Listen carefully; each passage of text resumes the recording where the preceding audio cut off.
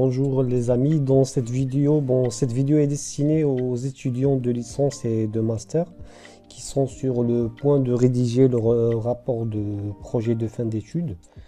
Et durant cette vidéo, on va essayer de voir les différentes étapes, voilà, pour réaliser son projet de fin d'études. On va voir les différentes étapes d'un projet de fin d'études. Voilà. Et on va voir les différentes étapes standards, voilà, sans prendre en considération le domaine. Bon, ça peut être l'économie, comme ça peut être la science ou bien la littérature. On s'en fout. Voilà, il y a toujours des étapes à suivre, les mêmes étapes. Voilà, la première étape, bien sûr, voilà, c'est le choix du sujet. Alors, on va mettre en première étape choix du sujet, qui est une étape très importante. Et ce choix du sujet, normalement, il est effectué avec vos encadrants.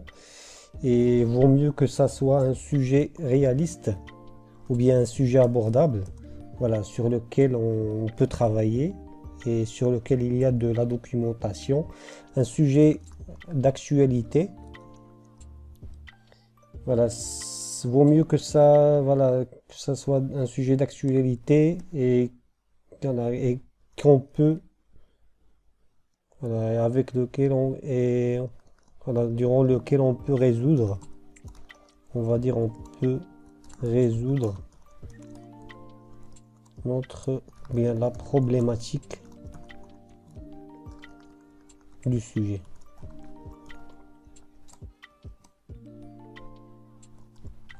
Et cette problématique doit être importante, bien sûr. Alors après cette première étape, il vient une deuxième étape. Bon, c'est l'étape de l'état de la situation. Je vais mettre état de la situation.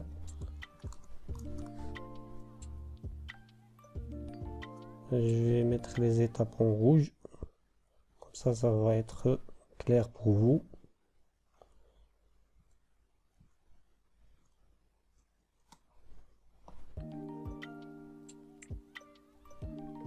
Pour l'état de la situation, ou bien je peux dire aussi l'étape de la recherche et de la lecture bibliographique. Recherche et lecture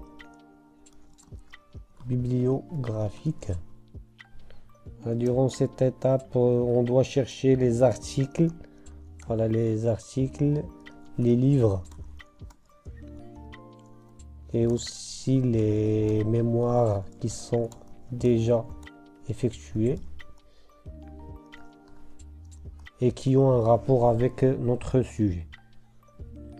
Voilà, comme ça l'étudiant rassemble un bagage d'informations et il aura une idée sur ce qui a été fait déjà et ce qu'il va faire et ce qu'il aura comme résultat. Voilà, après cette étape et sur la base de ce cadre théorique, on peut dire qu'on va construire un cadre théorique. Voilà, sur la base de cette théorie, voilà, on pose nos hypothèses de recherche. On va poser nos hypothèses de recherche.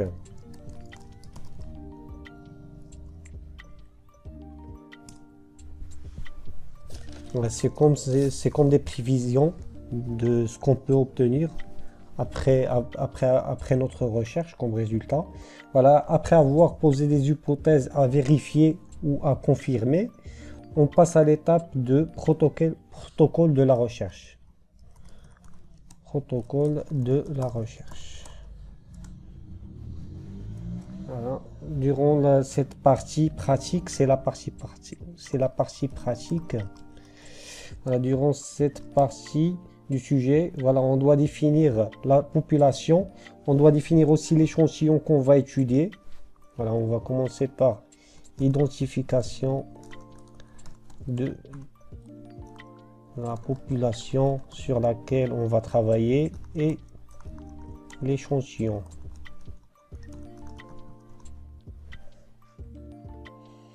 Voilà, on va identifier aussi identification Voilà, des matériels et des méthodes qu'on va utiliser et des méthodes qu'on va utiliser lors de notre étude. Voilà, pour collecter les données ou bien les résultats. Voilà, ces matériels et méthodes, ils vont nous servir pour collecter des données ou des résultats. Voilà, après cette étape, bien sûr, il vient l'étape de la présentation des résultats qu'on a pu obtenir durant cette étape et l'interprétation. On va dire l'étape présentation et interprétation des résultats. On va corriger les erreurs. Voilà, et l'interprétation des résultats. Et durant cette interprétation de résultats se fait normalement grâce la présentation des résultats se fait normalement grâce au tableau et graphique.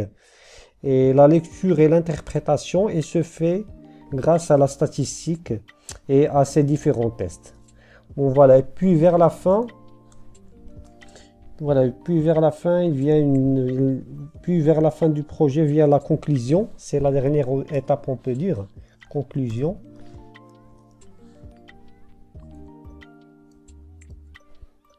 Durant la conclusion, voilà, elle se peut être sous forme d'une comparaison de ce qu'on a eu comme résultat et les résultats d'autres chercheurs et les conclusions qu'on peut tirer de cette étude. Voilà ce qu'on peut mettre comme conclusion et j'espère que vous avez pu avoir une image un peu claire sur les différentes étapes d'un projet de fin d'études.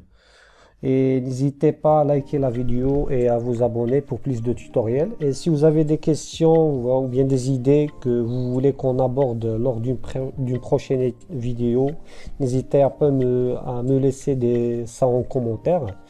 Et je souhaite une bonne journée.